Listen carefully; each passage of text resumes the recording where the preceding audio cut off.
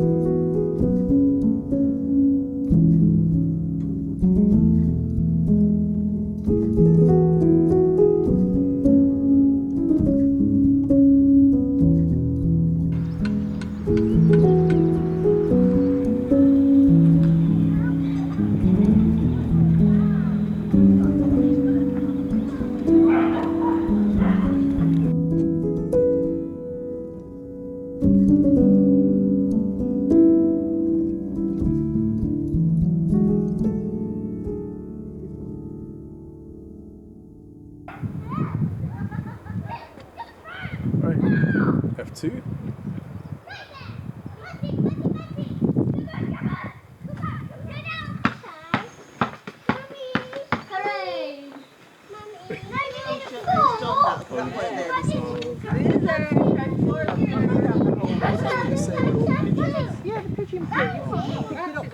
Yeah, you don't want to do Oh, you're going to do a bounce? Yeah. Well done, Valley. Good girl. River. Well done. Where's he going? Alright, let's switch over to the Cine Lens and see how that looks in comparison to the Sigma that I'm using right now. Okay, so the first thing I'd like to bring up is the rendering of the image. I really think it has a nice tone, a nice color tone to this particular lens.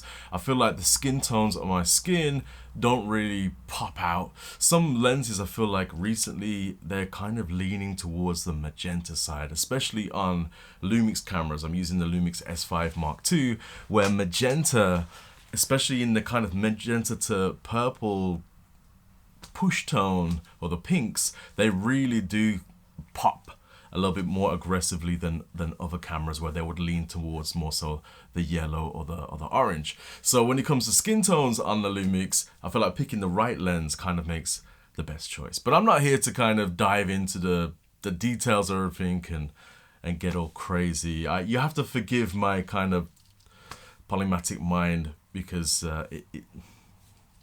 there's too much going on in here. So let's just try and keep this as simple as possible. I think the overall image here, the color, the way it frames the image and the way it looks is really nice to me. Is it a clinical lens?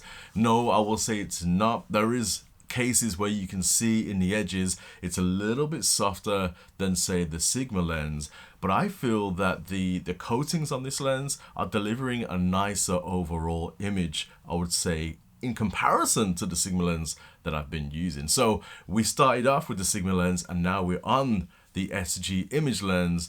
I suppose I can do a side by side on how that looked in this particular lighting situation. So how does the lens deal with lens flaring? This is one thing that I didn't really pick up when I was out and about. I didn't notice any lens flares on this particular camera. So what I like to do is I'll get the torch on my phone here and I'll just move it left and right to see what kind of flaring we get. And take a look at this. Is so minimal. I don't know what kind of special coating they're using here, but it seems like the lens flares just do not exist. Let me just see if I can force one. Geez, okay, here we go. We kind of got one there. Help me, darling. I saw you today, you didn't say much. It was strange cause you talked for hours in your driveway, rain was falling, couldn't stop it. Help me, darling. Help me, darling. So I'm just talking to a bush to end this off. So my overall take on this lens is it is pretty beautifully cinematic. I need to put it in more and more situations where I can really test it and show it to its fullest ability, but I'm loving the size and weight of it. I'm loving the image that comes out of it, the character, but then also I like the fact that I can take this out and keep it as minimal as possible. All I need to do is just drop an ND filter on there and not worry about having it kind of rigged out so that the flares don't kind of ruin the shot.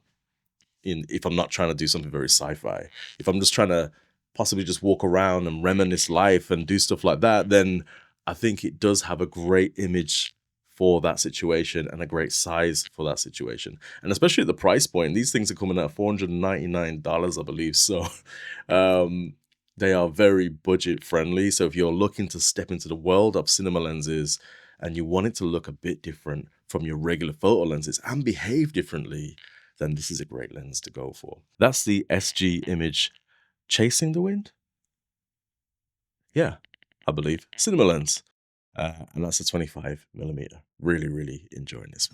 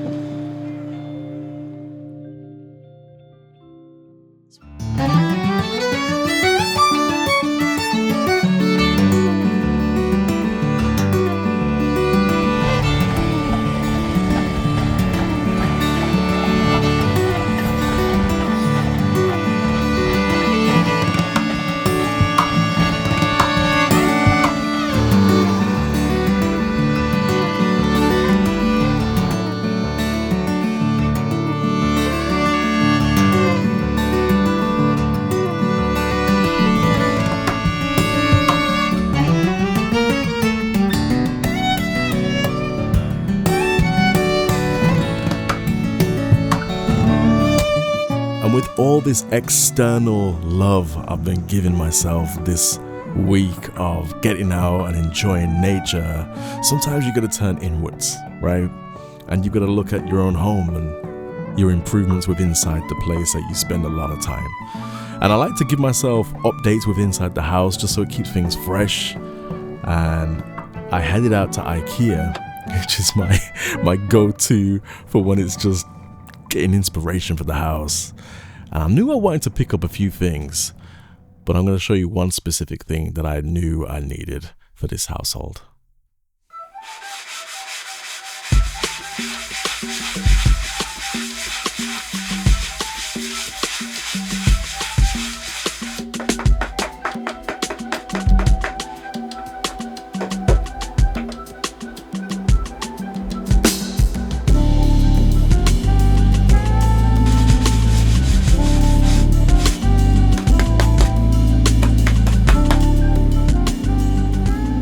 So this is my pickup this week from IKEA, the Optapt Wind. The Opat Wind. Opa, yeah. It's a very nice reconditioning of the air kind of fan. Is it what you call it? No, what do you call this? It's a air purifier. That's what it is. So I've been meaning to get one of these for a little while now because I do a lot of home DIY here. I do a little bit of everything. I'm either building myself cabinets for some music items, some rack systems. I'm either sanding down tables and chairs because the kids have decided to scribble all over them or just get them dirty over time. I really like to use real wood, pine, stuff like that with inside the home. I feel like it has more of a homely feel to it, a rustic. Also, it smells nice. Do you know what I mean? And I also like the patina that naturally happens with it, but sometimes the kids just put a bit too much on there. We live really close to a main high street here in the UK. Although we're in a bit more of a seaside town, we back up right where the main in and out road goes. We get a lot of dust in the air. And coming from Birmingham City, originally, before we moved down here, I was thinking, you know what? The whole point is to move down somewhere where the air is a bit purer, there's less pollution and stuff like that. But we always take for granted the pollution with inside our own homes, right? And I started to notice that the TV draws a lot of static, a lot of heat, and it draws a lot of dust to it. I noticed it was really, really dusty, but then all the plants around the house were also becoming really, really dusty. So I started doing my research, and air purification was obviously a no-brainer. Do you know what I mean? So I went with this one. It's quite a small unit. It's got a little handle on it, which is quite nice. I like the design of it. IKEA have a few different versions, not of this particular one, but of their air purifiers. Some have a really nice fabric mesh on the front. This one doesn't, but I still think the design is quite nice. The designer for this one is David Wall, and I believe he designed a few other things that I've got with inside the home. This unit, though, packs a punch. It was only, I think it was around, I'm going to say it was £30 here in the UK. But right now it's switched on. You probably can't hear it right now because it's on its lowest format. But I'm just looking into the spec sheet here, and it lets you know how much it can kind of clean the air. So let me just give me a moment. On level 1, which we are on right now, it gives out 31 dBA of noise, right? So that's it. Decibels of noise is 31 decibels, 47 decibels on mode 2, and on mode 3 it's 55 decibels. So we'll test that in a second. But in mode 1, level 1, the quietest, which it's at right now. So I'll let you hear that one.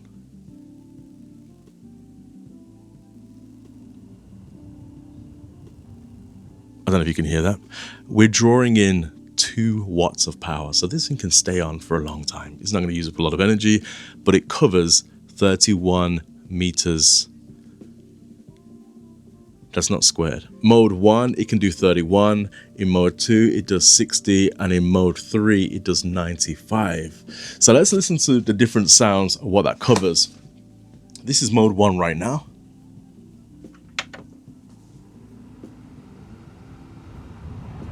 That's mode 2. But I mean, if you're at my distance, this is what you'll hear.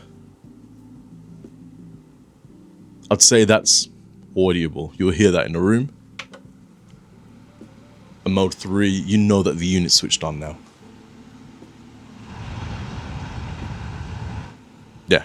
It's not, at first I said to the wife, I was like, is it a placebo? But I walked into the living room and the air just felt different. It felt like we had the windows open. It felt like the air was crisper, cooler. And I didn't feel like there was this dry feeling in the back of my throat.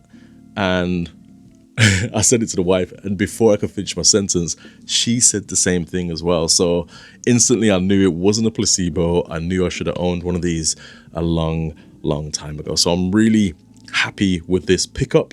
When you first purchase this, you'll get the filter inside of it as well. I don't know if I can open that while it's switched on, but let's have a look anyway. This piece comes out the front, and then you've got your filter system there. It's just a standard filter. Like, you know, inside cars when you have the glove box filter, or if you've got an old square box filter, it's just like one of those with the little sections inside of it. Yeah, and then that just pops in here. It's fairly quiet. It has some sound dampening when you put the filter into it as well. And then that just clips right back onto here. I think it's a really good looking unit. We're going to buy one more, so we're going to have 2 throughout the house. I think I might go for the next model up from IKEA. But so far, so good with this one. I think for this particular room here, which is quite a small office room, or the living room, it does really well. But we want to try the bigger one out. I think the bigger one's about another £20 more than this particular one. But yeah, really happy with this purchase. This is my purchase of the week. Yeah, I'm happy with this one. And yeah, I guess that's it for today's video. I'll catch you in the next one. You want to say bye? Huh? You're on the camera now. You want to say bye? Do this. See ya.